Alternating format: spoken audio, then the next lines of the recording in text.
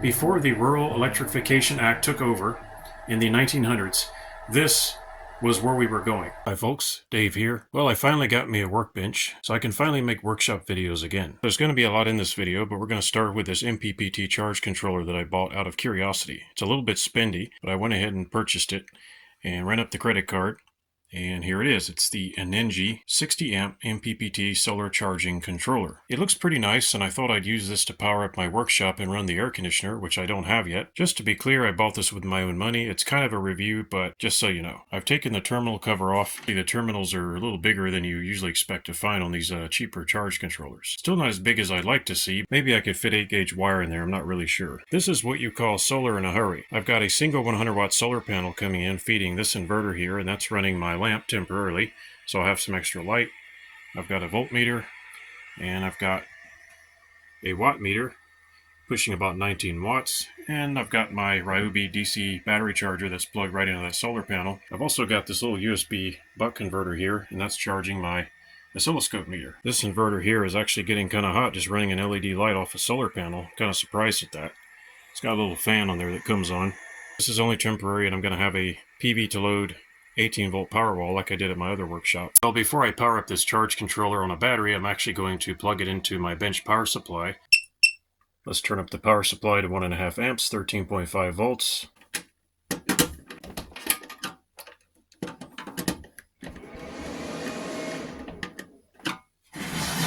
Of course, I didn't set the time and date. It actually looks pretty competent at first glance.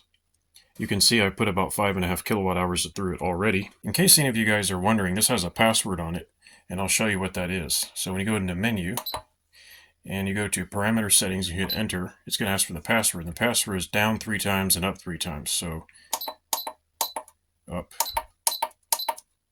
and hit enter. Then it goes into this screen. So battery type, and you have all your usual choices. I just use VRLA. I do that a lot with my lithium-ion batteries. I don't really like the battery profiles in this unit, so I don't recommend it based on that. They're just not flexible enough. It doesn't appear to have 3-stage charging like what I'm used to, and that kind of messes me up. Rated voltage, you can change your voltage there. Charge voltage setting, you can make that whatever you want. Anyway, it's a little bit bare on settings. It has a lot of other things I don't really need, like time and date. Brightness is okay, contrast, sound. You can look at the history, which is okay, I guess. DC output, that's the load terminal. Communication and language. So it has a lot of stuff I don't use. It has different screens. Right now it's not charging. It has these little charts, but honestly they're hard to read, and the numbers don't seem to make any sense. So I don't know why.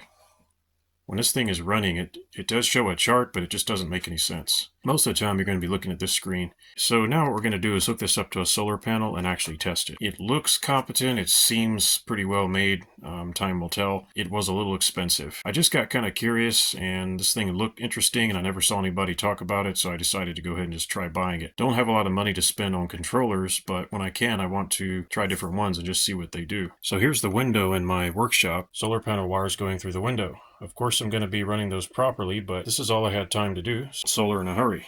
I've got 2 solar panels outside for shop use temporarily, and I'm also going to be using them to power my air conditioner. So I need to get an air conditioner in this window. I need to repair the window. I need to drill holes and install these wires properly. So there's a ton of work to do, but at least I now have a workshop. I haven't had a proper workshop in, well, it's been about a year. Stay tuned for workshop videos. Those are going to be coming back on the channel, and it's going to be some interesting stuff hopefully soon. I'm still unpacking from the move several months ago. There's a lot of work to do. I really can't find half my stuff. I still have my Ryobi 18-volt power tool battery oven and my mini 12-volt oven, as well as another 12-volt oven right there, and my other 18-volt mini oven. This shop is going to be totally off the electrical grid and solar powered. To get started, I have 2 of these Lifetime 100 amp hour 12.8-volt lithium iron phosphate batteries. I really got to get some air conditioning in this room. It's getting hot, so let me get to work on that and I'll get right back to you.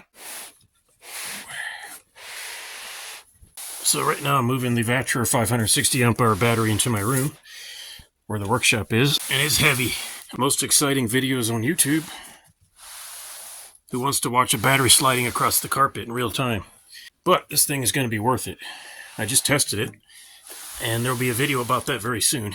Alright, so there's what I need to get underneath the workbench and cabled up. This is my real quick, in a hurry setup to get my air conditioner going. Let's go ahead and connect everything. One connection for the inverter with a 150 amp A&L DC fuse. And I've got another temporary cable with a circuit breaker on it for the charge controller. Let's go ahead and connect those real quick. Again, this is all temporary. I'm in a big hurry here. I don't have a lot of time. I'm sweating like crazy in this room. It's just too hot. I'm going to connect the battery meter here to get me up and running.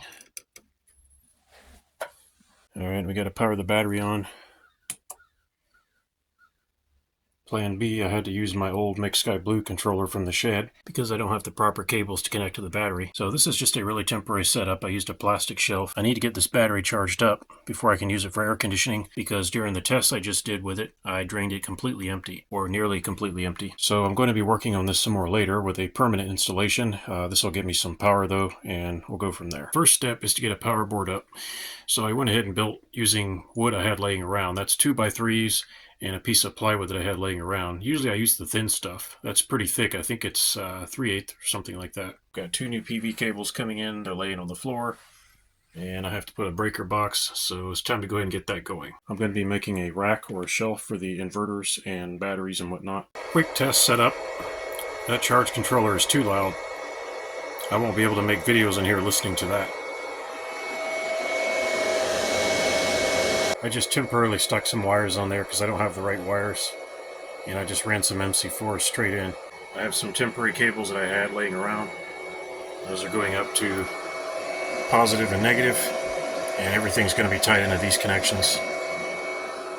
This is the Renogy Pro 3000 watt inverter. I'll probably use that to run my air conditioner, we'll see. Yeah, that is too loud, and the temperature is only 28 Celsius. Yeah, it doesn't need the fan. You know, it's only running a couple hundred watts. Okay, I'm gonna have to mod this thing. Or maybe I'll move it to the solar room. It's just too loud.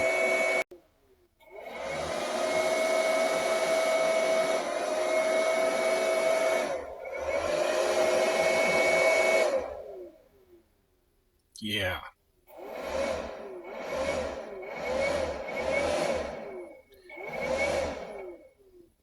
Yeah, I don't recommend the Aninji. Do not buy junk.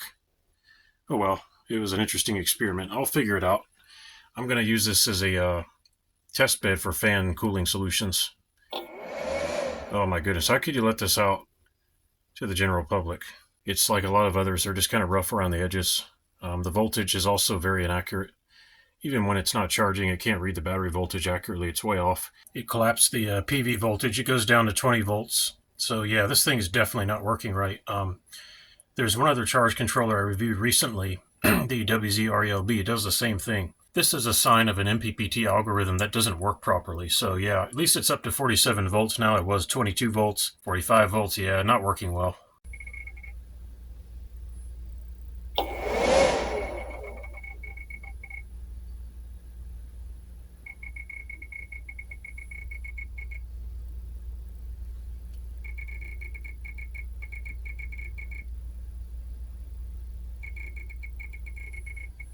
So I've got one of these HPA, I think 300 models. This is a HEPA air filter, and I bought this on eBay a while back. But the plastic is very brittle, and it was shipped to me broken, or it was broken in shipping. What happens is the AC motor here is extremely heavy, and it breaks this brittle plastic that it's mounted into. This plastic has a very cheap, brittle feeling to it. So what I did is I got some M4 flange nuts here and some washers and just remounted the motor onto the plastic. And I don't plan to throw this thing across the room or anything, so hopefully it won't break the plastic again. The bottom mounts did not break, from what I can tell. I'm not going to open it up any further to see. It doesn't seem like they're broken. They seem solid. So the motor just kind of fell down and ripped these out. And I got a refund on this thing, but I decided not to throw it away at the time. And I'm glad I didn't, because this thing runs smooth as can be. And once my inverter and everything is up and running, I'll be able to power this HEPA filter off the sun.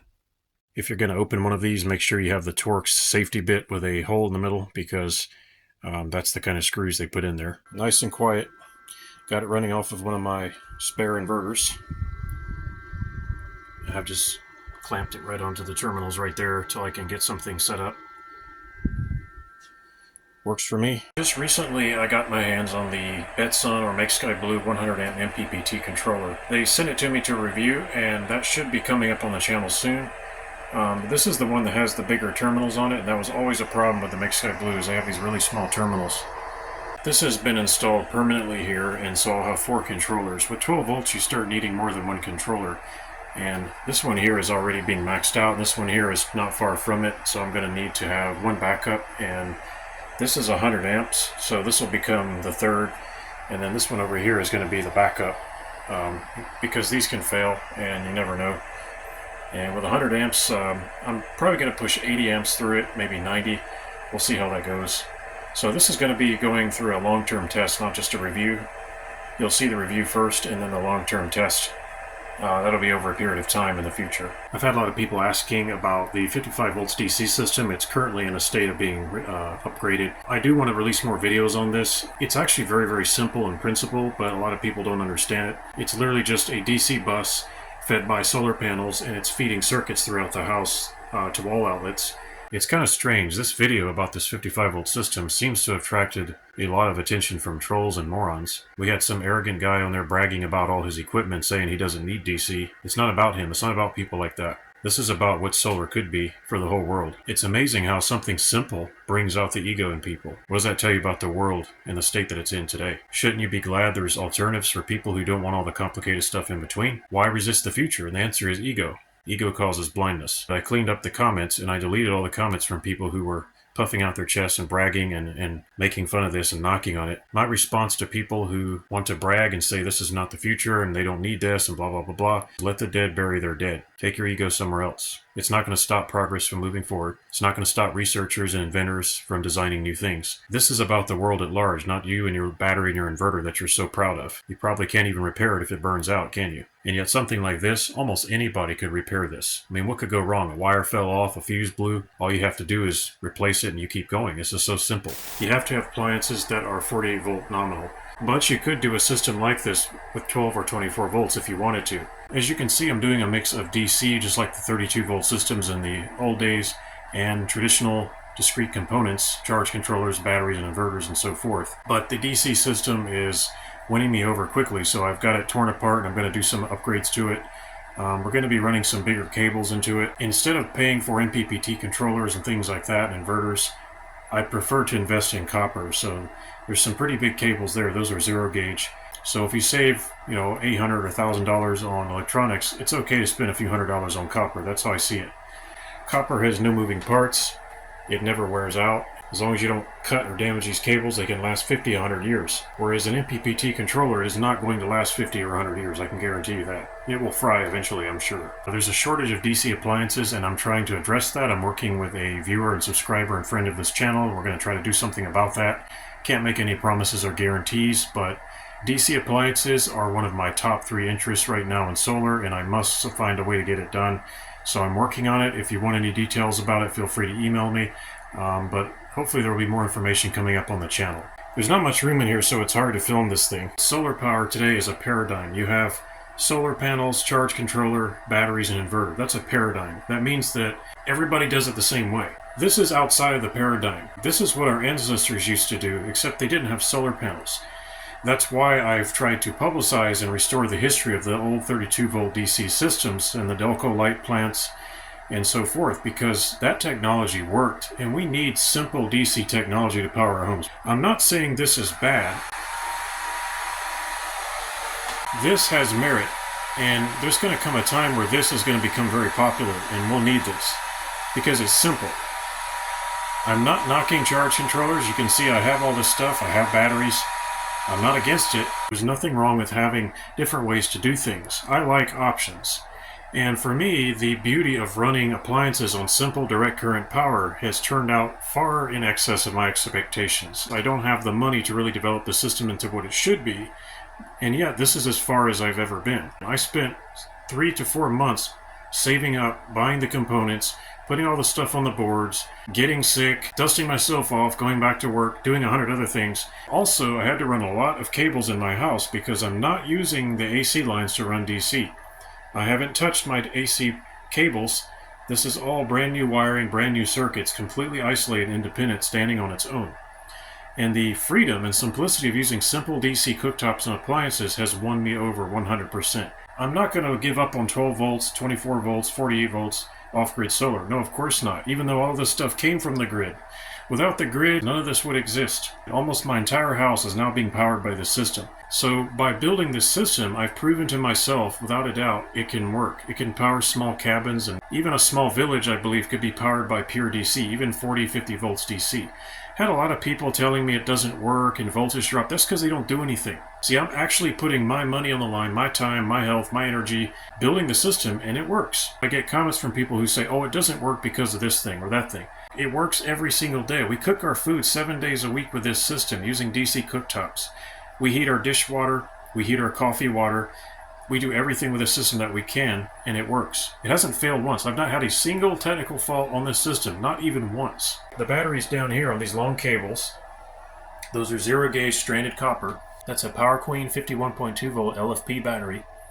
And when a cloud goes over or it gets dark, a contactor is thrown and connects the battery to the bus to lift the voltage up. A large Schottky power diode isolates the battery, which is a fault current source, from the PV bus, because you don't really want a 100 amp hour 48 volt battery live on the wires outside your house. That might be a problem. When the sun is shining, that diode there can get shorted out by another contactor, so there's zero heat and loss generated. Earlier you heard all the fans running. I had to shut down one of my controllers so I can talk. The fans are so obnoxious. If I put 500 amps DC into the system, it's not going to run any fans. There's not going to be any MOSFETs blowing. Almost no heat is generated. It just works. And that's the beauty of direct DC. My solar panels are matched to a nominal 53 volt battery voltage, which means the VMPP of the solar panels goes straight into the battery. There is no charge controller needed. Other people are basically making stuff up and saying I'm going to burn up my battery. No, I'm not, because I know what I'm doing. This system switches the battery out before it's ever full, so how can it overcharge? In the 1900s, this was where we were going. And all I've done is I've picked it up and I've started it again.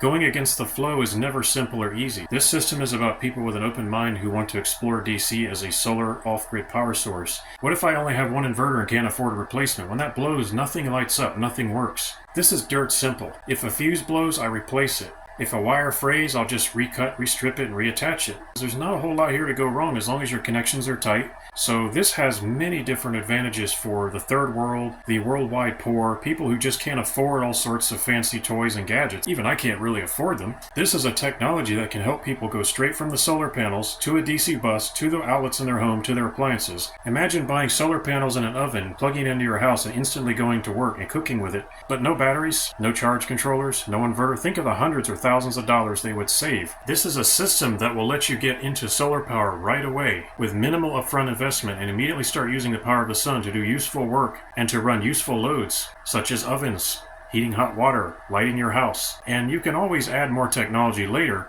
but people who don't have a lot of money can't get into solar until they can afford all this stuff. What if they can't? What if you can shortcut it, go straight from the sun to the walls of your house to the appliances, and then add a battery when you can? And still, you won't need a charge controller. You won't need an inverter unless you wanted to have those items later, and that would be totally up to you. That's what I call freedom and independence, wider options. We're definitely going to be expanding this and putting some bigger appliances on it and putting that on video. Most of what I do is not on video. It's just reality. I can't do anything about it right now. This is one of the roughest jobs I've ever done. I don't consider it complete. I don't consider it refined. But you know what? This has been a tank. It just works every day. 7 days a week we cook our food through this system, and it just works. It's worth putting more effort and time into. Yes, this could squeeze a little bit more power out of the solar panels under some conditions. I'd rather just have simple, quiet, clean DC without any fans and any MOSFETs and any capacitors and any inductors flowing through the wires, doing what it does, running useful loads. Peaceful and quiet, that's how I like it. Well, new developments. I'm going to use that controller for a project where it's more suited, and I hope I can make it work.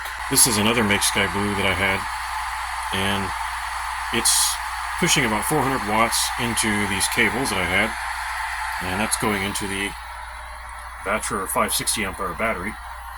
And then I have these two Lifetimes that are going to be in parallel. I saved for several months, and I got myself another one of these quiet inverter air conditioners. I'm running that on this Renogy inverter, which you can see I've modified it. I'm not going to go into details right now on the modification. This inverter is very nice. I did do a review video on this and I was very impressed with its performance. Right now I just have some temporary cables feeding it so I can get some AC power in here. Wish everything was DC, but that's not how it works right now. This inverter doesn't even run the fans most of the time, so that's actually kind of nice, and that's why I have it in here. Really quiet, it's running my air conditioner, it can run this HEPA filter. Of course, that's not really challenging for it. Maybe sometime I'll go over the other modifications I made, other than drilling out the terminals, which were too small for M8, although you can thread them in. It's an interference fit, but I didn't like that. So this inverter is going to be permanently installed, and then we have this controller, which should do a better job. Well, it does do a better job than the Nivarias. These Make Sky Blues have always been tanks. I mean, they just work. The only concern is keeping them cool. This is going to get a fan mod just like my others, and it should do just fine. I cut up some 2x3s and I made sort of a rack slash shelf. It's not complete, but this is going to hold inverters and equipment, and it might also provide a little bit of a work area. Who knows? I need to get some plywood to go on top of this, and maybe I'll try to go for 2 tiers of batteries. I mean, I have to get some more batteries. Maybe if I put some cross pieces in back there, make a shelf, I can have some smaller batteries lined up across the top. That would be nice. Also finally installed my power wall from the other workshop. That's an 18 volt PV to load power wall. However, it's not powered yet.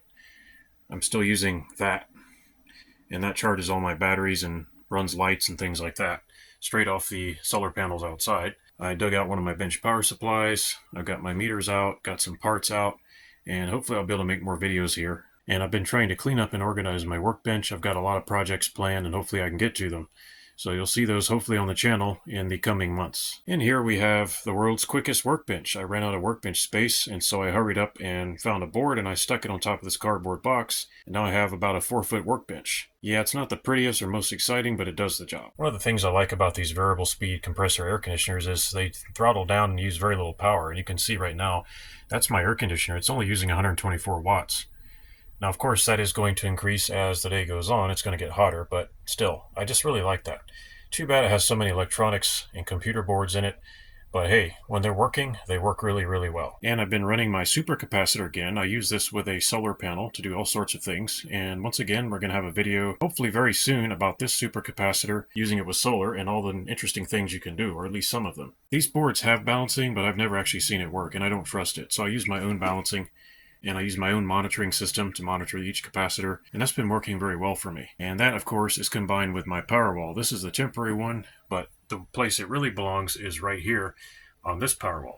But as you can see, that isn't completely finished yet. I need to finish installing that. What I have done the past couple of years with just this set of supercapacitors and a 100-watt panel, or maybe 200 or 300-watt panels, you would be astonished. It's unbelievable. I didn't have time to make videos about it. And some of that work took place at my last property, and I never got to finish it. Hopefully, I'll be able to make those videos now, and the first one is actually going to be coming up very soon. Supercapacitors and solar panels are really, really cool, and they can do a lot of stuff. And I don't think that they're even beginning to be recognized in their capability right now with solar. Some people look at supercapacitors and solar and they say, oh, that's useless. What can you do with that? Well, stay tuned and keep watching this channel, and hopefully we'll have some videos about that very topic, and you'll get to see what I do with supercapacitors. And I've never seen it done before. I've had a couple of subscribers asking me if I'm still experimenting with diodes, and the answer is absolutely I am. I just got slowed down for 9 months. Well, really more than that, more like 18 months. With the move and everything else, you will be amazed what else diodes can do when you combine them with solar, and I just have become endlessly fascinated with them. So yes, there will be more diode related videos on the channel. It just takes time to do all the production work and all the thumbnail editing and graphics and video editing and re-recording and deleting and starting over and all that stuff. It's very tedious, and you might be shocked, but I actually use a chain of diodes to run that thing. It's going to be a pretty interesting video, I think. It's a method I've used for years to run these small freezers, not big ones, but small ones, and it does work. So that video will be one of the next couple, I guess, that are uploaded, so stay tuned. I really love these little freezers. They use about 45 watts, maybe 50 or 60 watts, and I wouldn't call them a freezer, more like a refrigerator. I guess if you're patient, it's a freezer, but using only 40 to 50 watts, they're pretty attractive. So I've got a couple of videos planned, experiments that I'm going to be doing with this freezer or one of my other ones. Well, I got to run out and mow the grass now, folks, so I guess I better get to it. Got a few acres to do. Big thanks to all my friends and subscribers on YouTube. Thanks for watching and commenting, liking, and supporting. And if you have any questions, feel free to run them by. And I hope to have some new projects uploaded as soon as possible. See you later. Bye.